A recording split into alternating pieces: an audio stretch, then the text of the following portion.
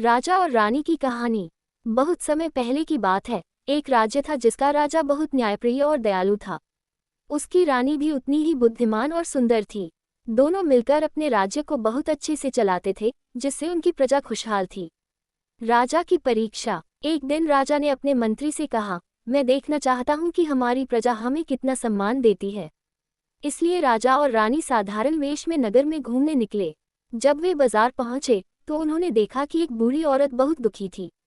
राजा ने उससे कारण पूछा। वह बोली, महाराज, मेरा बेटा बहुत बीमार है, लेकिन मेरे पास इलाज के लिए पैसे नहीं हैं। राजा ने बिना कुछ बताए अपनी अंगूठी बूढ़ी औरत को दे दी और कहा, इसे बेचकर अपने बेटे का इलाज करवा लो। बूढ़ी औरत बहुत खुश हुई और राजा को दुआएं देने लगी।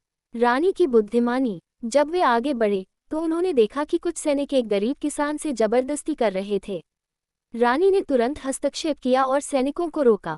उन्होंने किसान की बात सुनी और सैनिकों को डांटते हुए कहा, राज्य का नियम सभी के लिए समान है, अगर तुमने गलती की है तो तुम्हें सजा मिलेगी। सैनिकों ने माफी मांगी और राजा को जब ये सब पता चला तो उन्होंने रानी की बुद्धिमत्ता की सराहना की।